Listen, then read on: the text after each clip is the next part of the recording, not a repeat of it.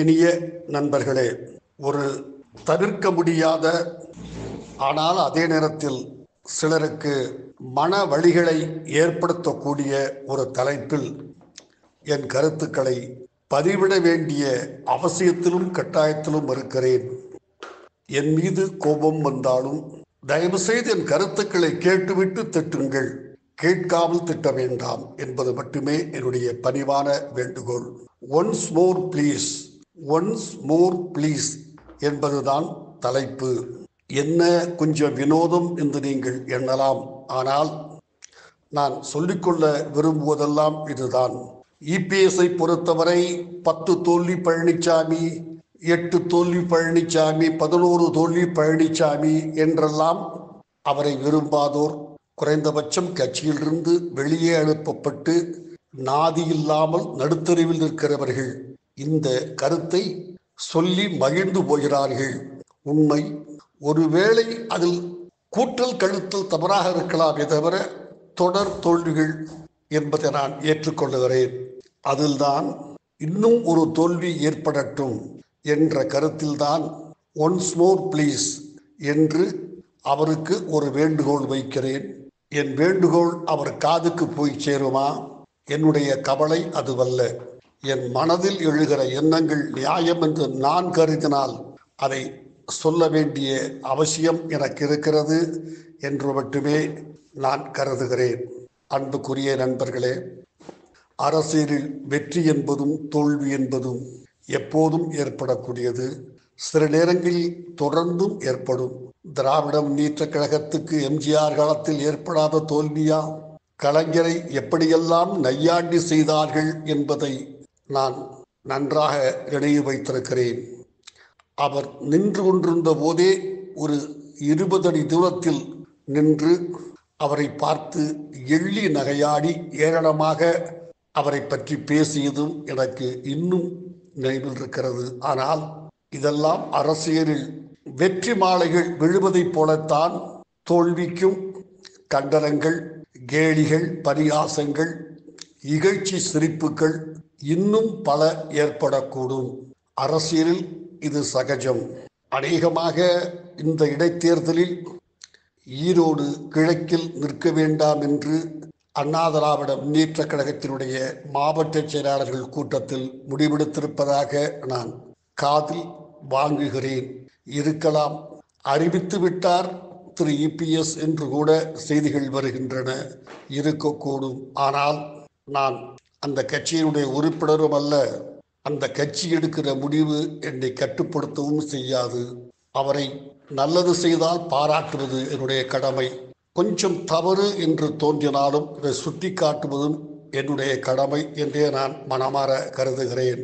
இந்த அடிப்படையிலே தான் இன்னும் ஒரு தோல்வி நீங்கள் ஏற்றுக்கொண்டாலும் கூட அது விழுப்புண்தான்.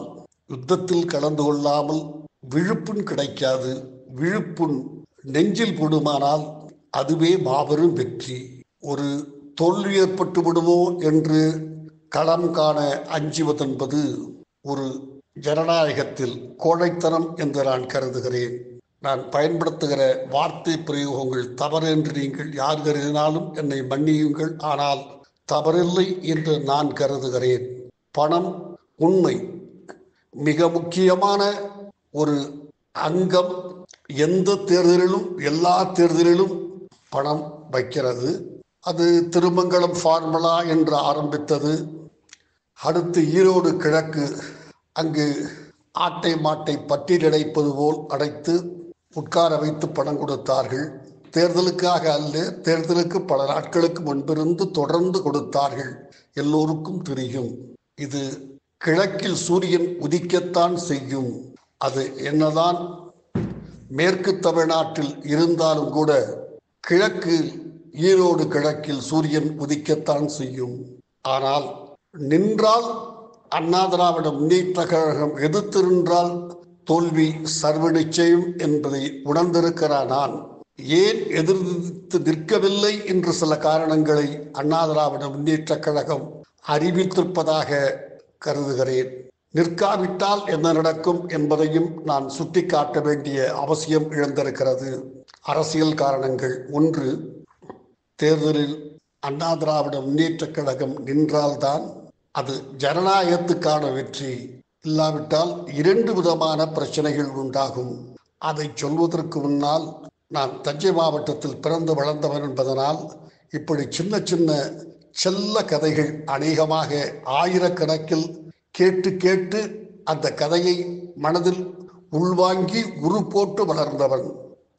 ஒன்று, ஒரு அழகான 42 வயதுடைய விதவை தாய், கணவனை இழந்த கைம்பெண் தன் 14-15 வயது மகனோடு மாலை வேளையில் நடந்து கொண்டு போயிருக்கிறார் ஒரு கிராமத்தில்.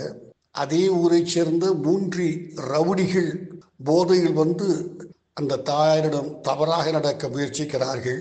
இந்த சின்ன பையன், இன்னும் அரும்பு மீசையை தாண்டாத குழந்தை பருவத்தில் இருக்கிற ஒரே மகன் கூட வந்தவன், அவர்களை அசிங்கமான பாஷையில் திட்டி ஒருவர் முகத்தில் காரி உமிழ்கிறான். நண்பர்களே, அந்த 3 பேரும் சேர்ந்து இந்த பையனை, பாலகனை பின்னி எடுக்கிறார்கள். தாயார் ஐயோ ஐயோ ஐயோ என்று கத்த கத்த அவள் முகத்தில் கண்ணீர் அதிகமாக அடியும் அதிகமாகிறது. ஒரு கட்டத்திலே இவன் உடலெல்லாம் ரத்தத்தோடு கசிய கீழே விழுந்து விட்டான். சின்ன பையன் தானே, தாங்க இயலவில்லை. பயந்து போய் இறந்து விட்டானோ என்று ஓடிவிட்டார்கள். தாய் ஓடி தூக்குகிறாள். அவன் கேட்கிறான், அம்மா உனக்கு ஒன்றும் ஆகவில்லையே. இல்லையடா மகனே, என்னை மன்னித்து விடம்மா, என்னுடைய பலம் இதற்கு மேல் இல்லை, இதைத்தான் என்னால் செய்ய முடிந்தது. ஆனால் என்னை பின்னி எடுத்து விட்டார்கள் அம்மா, உடலெல்லாம் ரத்தம், நான் ஒரு வீரனாக இருக்க முடியவில்லையே, அவர்களை திருப்பி அடிக்கவில்லையே, அவர்களை அடித்து விரட்ட முடியவில்லையே என்று வருந்துகிறேன் என்று சொல்ல, அந்த தாய் சொல்லுகிறாள், மகனே, உடலை துடைத்துவிட்டு ரத்தத்தை எல்லாம் கொஞ்சம் கொஞ்சமாக ஒற்றி எடுத்து தன் புடவை தலைப்பால் அந்த இரத்தத்தை, தன் ரத்தம் தானே, தன் முகமெல்லாம் கொஞ்சம் கொஞ்சமாக அதே புடவை தலைப்பால் முகத்தை துடைத்து கொண்டு சொன்னால், எனக்கு தெரிந்த ஒரே வீரன் நீதானடா, என்னை காப்பாற்ற வேண்டும் என்பதுதான் உன்னுடைய முயற்சி, அவர்களை அடிக்க வேண்டும் என்பதல்ல. 3 குடிகார ரவிகளிடம் மாட்டிக்கொண்டு என்னை நீ காப்பாற்றி விட்டாய். எது உன்னுடைய நோக்கமோ அந்த நோக்கம் வெற்றி விட்டது. வா, வீட்டுக்கு போவோம் என்று மெல்ல அவனை கைத்தாங்களாக அழைத்து கொண்டு போய் வீட்டில் சொன்னால், நான் பார்த்த ஒரே ஆண்மகன் நீதானடா. அங்கே நீ அவர்களை அடித்து வீழ்த்தி வெற்றி பெற்று உன் வீரத்தை நிரூபிக்க வேண்டிய அவசியம் அந்த சூழ்நிலையில் இல்லை. என்னை காப்பாற்ற வேண்டும் என்பது மட்டும்தான் உன் கடமை. அதை மிகச்சரியாக செய்துவிட்டாய் என்கிறார். இதுதான் இப்போது அண்ணா திராவிட முன்னேற்ற கழகம் செய்ய வேண்டிய அவசியம் இருப்பதாக நான் மிகுந்த பணியோடு கருதுகிறேன். தோற்கடிக்க வேண்டிய அவசியம் இல்லை. பணம் விளையாட ஆரம்பித்து விட்டது, விளையாடும் உண்மை. மிக சுருக்கமாக என்னுடைய கருத்துக்களை பதிவு செய்ய வேண்டிய கட்டாயம் இருக்கிற காரணத்தால் 2 விஷயம். அண்ணா திராவிட முன்னேற்ற கழகத்தினுடைய பொருளாளர் திரு சீனிவாசன் அவர்கள், திண்டுக்கல் சீனிவாசன், பொது மேடையில் சொன்னார், கட்சியில் ஒரு வேட்பாளரை போட வேண்டுமானால் இவ்வளவு பணம் வேண்டும், அவ்வளவு பணம் வேண்டும் என்று கேட்கிறார்கள். அது எல்லா பத்திரிகைகளிலும் தொலைக்காட்சிகளிலும் விளம்பரப்படுத்தப்பட்டது. ஒரு அரசியல்வாதி பேசுகிற போது அதை ஊடகங்கள் பிரதிபடுத்தத்தான் செய்யும். அன்று மாலை என்னை அவமானப்படுத்த வேண்டும் என்ற உயர்ந்த நோக்கத்தோடு சன் தொலைக்காட்சிக்கு அழைத்து கேட்டார்கள். இப்படி பேசியிருக்கிறாரே, யாரோ அல்ல, அண்ணா திராவிட முன்னேற்ற கழகத்தினுடைய பொருளாளர், அவர் சொல்லியிருக்கிறாரே, நீங்கள் என்ன சொல்லுகிறீர்கள் என்று கேட்டார்கள். நான் சொன்னேன், அவர் சொன்னது உண்மை என்று நான் கருதுகிறேன். என்ன இப்படி சொல்லுகிறீர்கள்? அன்றைக்கு நான் செய்த நற்பலன் அல்லது தவப்பலன் திரு கொங்குநாடு கட்சியைச் சேர்ந்த ஈஸ்வரன் வந்திருந்தார், கலந்து கொண்டார். அவரை கை காண்பித்து சொன்னேன், ஒரு தொகுதியில் நின்ற பாராளுமன்ற தேர்தலுக்கு 2019 திராவிட முன்னேற்ற கழகம் இவர்களுக்கு 15 கோடி ரூபாய் வாங்கினார்களே, ஏன் வாங்கினார்கள்? அவரை கேளுங்கள். நான் சொன்னேன், அவர் இல்லை என்று சொல்லட்டும், நீங்கள் என்ன தண்டனை கொடுத்தாலும் நான் ஏற்றுக்கொள்ளுகிறேன் என்று சொன்னவுடன் அவர் சொன்னார், ஆமாம் வாங்கிறோம், ஆனால் அதை தேர்தலுக்காகத்தான், எங்களுக்காகவா வாங்கிறோம்? நானும் தேர்தலுக்காக வாங்கினீர்கள் என்றுதானே சொன்னேன். நீங்கள் திராவிட முன்னேற்ற கழகத்திடம் 15 கோடி ரூபாய் கேட்டு வாங்கினால் அது தேர்தலுக்காக, அதிமுகவினுடைய பொருளாளர் சீனிவாசன் சொன்னால் அது என்ன வீடு வாங்கவா, திருமணத்திற்காக, கட்சிக்காரன் திருமணத்திற்கா என்ற தோணியில் நான் பேசியவுடன் அந்த கொங்கு நாடு கட்சியினுடைய பொறுப்பாளர் வேலை இருக்கிறது என்று விவாதத்திலிருந்து நழுவி வெளியேறிவிட்டார். இன்னொன்று, திரு இபிஎஸ் கவனத்திற்கு போயிருக்குமா என்று எனக்கு சந்தேகமாக இருக்கிறது. நிச்சயமாக தெரியவில்லை. டி.கே. ரங்கராஜன் என்பவர் மார்க்சிஸ்ட் கம்யூனிஸ்ட் கட்சியினுடைய ஒரு தூண்களில் ஒருவர். ராஜ்யசபா உறுப்பினராக 6 ஆண்டு காலம் இருந்தவர்.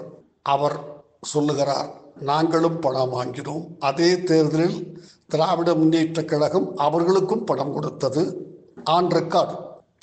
ஆனால் எங்கள் கட்சிக்கு அதை பயன்படுத்தவில்லை.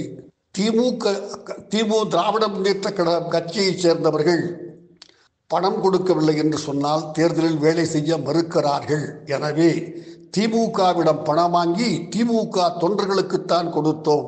இது இன்றைக்கும் யூடியூபில் இருக்கிறது, பார்த்து தெரிந்து கொள்ளலாம். திமுக ஒன்றும் ரங்கராஜனை கதறி குதறி எடுத்து விடவில்லை. ஒருவேளை அவர் சொன்னது உண்மையாக இருக்கலாம். ஆனால் தேர்தலில் பணம் விளையாடுகிறது என்பதற்கு திமுகவே கொங்கு நாடு மக்கள் கட்சிக்கு 15 கோடி, சிபிஎம்முக்கு 10 கோடி 2019 பாராளுமன்ற தேர்தலில் ஆன் ரெக்கார்டு கொடுத்து, இதை நான் கேட்டு அந்த கொங்கு நாடு கட்சியினுடைய பொறுப்பாளர் ஓடியே விட்டார். இது எல்லாம் யூடியூபில் இன்றைக்கும் யார் வேண்டுமானாலும் பார்க்கலாம். எனவே பணம் எல்லோரும் கொடுக்கிறார்கள் என்பதும், ஆளுங்கட்சியாக இருப்பவர்கள் அதிகமாக கொடுக்க இயலும் என்பது உண்மை, மறுப்பதற்கில்லை. ஆனால் நீங்கள் எதிராளியே இல்லாமல் போர்க்களத்தை விட்டு வெளியேறிவிட்டால் என்னென்ன விளைவுகள் ஏற்படும் என்பதை நான் உங்களுக்கு சுட்டிக்காட்ட கடமைப்பட்டிருக்கிறேன். அநேகமாக புத்திசாலியான அண்ணாமலை ஒரு வேட்பாளரை நிறுத்துவார். திமுகவுக்கு எப்போதும் எதிராக போடப்படுகிற வாக்குகள், அதிமுக ஒரு கேண்டிடேட்டை நிறுத்தவில்லை என்று சொன்னால் பாரதிய ஜனதா கட்சிக்குத்தான் போகும். ஒரு 25,000 ஓட்டு 20,000 ஓட்டு போவதாக வைத்துக் கொள்வோம். அப்படி பாரதிய ஜனதா கட்சி பெரிய வாக்குகள் வாங்கிவிட்டது என்று மார்தட்டி கொள்ளும். ஆனால் அதிமுக தேர்தலை புறக்கணித்ததனுடைய விளைவு என்பதை சரித்திரம் மறந்துவிடும், மக்களும் மறந்து விடுவார்கள். பாஜக வாங்கியது என்றுதான் பொருள்படும். பாஜகவினுடைய வலிமை கூடிவிட்டதாக பாஜக சொல்லிக்கொள்ள, அதிமுகவினுடைய கைங்கரியமாக இது நிகழ்ந்துவிடவோ என்று நான் அஞ்சுகிறேன். இன்னொன்று, திரு அண்ணாமலையை மாற்றினாலும் மாற்றலாம் என்கிற எண்ணம் வந்திருக்கிறது. தலைமை பதவியிலிருந்து நயினார் நாகேந்திரன், முன்னாள் கவர்னராக இருந்தவர் திருமதி தமிழிசை, திருமதி வானதி சீனிவாசன், இவர்களில் ஒருவர் போடப்படலாம். முழுக்க முழுக்க இபிஎஸ்க்கு ஆதரவாக வேண்டும், இபிஎஸ் தான் 26 முதலமைச்சர், நாங்கள் அப்படி பதவி கேட்க மாட்டோம், எனவே எங்களோடு கூட்டு வைக்க வாருங்கள் என்று பாஜக சொல்ல நினைத்தால் திருமதி வானதி சீனிவாசன் தலைவராவார். தமிழ்நாடு பாரதிய ஜனதா கட்சிக்கு கொஞ்சம் அப்படியும் இல்லாமல் இப்படியும் இல்லாமல் பார்த்து கொள்வோம் என்று நினைத்தால் திருமதி தமிழிசை, இல்லை திரு இபிஎஸ்க்கு சின்ன வழியை உண்டாக்க வேண்டும் என்று நினைத்தால் ஒரு முக்குளத்தோர் திரு நயினார் நாகேந்திரன், ஒரு முக்குளத்தோரை போட்டு முக்குளத்தோர் அதிமுகவுக்கு எதிரான முக்குளத்தோர் வாக்குகளை அங்கு கொண்டு செல்ல பாருங்கள். முக்குளத்தோரை இபிஎஸ் புறக்கணித்து ஒதுக்கி வெளியேற்றிவிட்டு அவமானப்படுத்தி விட்டார், நாங்கள் ஒரு முக்குளத்தோரை தலைவராக்கி இருக்கிறோம் என்று மாறுதட்டுவார்கள். ஓரளவுக்கு அது பயன்படவும் கூடும் அவர்களுக்கு. இல்லை, கொஞ்சம் நான் சொல்லுகிற விதமாக வாக்குகள் அதிகமாக திமுகவுக்கு எதிரான வாக்குகள் அதிமுக நிற்காத காரணத்தால் பாஜகவுக்கு போய் ஒரு 20-25,000 வாக்குகள் திமுகவுக்கு எதிரான வாக்குகள் பாஜக பெற்றுவிடுமானால் திரு அண்ணாமலையை ஏன் மாற்ற வேண்டும் என்ற சிந்தனை மேலோங்கும். இது எல்லாமே அதிமுக தேர்தலை புறக்கணித்தால் நடக்கும். தேர்தலை புறக்கணிப்பதென்பது ஒரு தவறான யுக்தி. எத்தனை பேர், எத்தனை ஆயிரம் பேர் இன்றைக்கு 10 தோல்வி என்று சொல்லுகிறார்களோ, நான் அழுத்தம் திருத்தமாக சொல்லுகிறேன், நீங்கள் வெல்கிற போது இதை உங்களுக்கு சாதகமாக பேசுவார்கள். 10 முறை தோற்றும் பதறாது கையில் வாளேந்திய மாவீரன் பழனிசாமி என்று. எனவே அரசியலில் ஜெயிக்கிறவனுக்கு மாலை, தோக்குறவனுக்கும் மரியாதை உண்டு. ஒருவேளை மாலை கிடைக்காமல் இருக்கலாம். எத்தனை தோல்வியோ அத்தனையும் தியாகம். பணம் உண்மை செலவாகும். செலவே இல்லாமல் ஒரு கேண்டிடேட்டை போட்டு அந்த பகுதியை சார்ந்தவரை ஒருவருடன் தான் பதவி, எல்லோருக்கும் தெரியும். ஆனால் இது அந்த சின்ன பையன், அரும்பு மீசை முளைக்காதவன், தாயின் மானத்தை காப்பாற்ற நடத்திய யுத்தமே தவிர அந்த 3 பேரையும் அடித்து வீழ்த்து நடந்த யுத்தம் அல்ல. அதை போலத்தான் இதுவும் மானம் காக்கிற யுத்தம் என்று நான் கருதுகிறேன். இன்னொரு ஒன்ஸ் மோர் ப்ளீஸ், தவறல்ல. வாழ்த்துக்கள், நன்றி.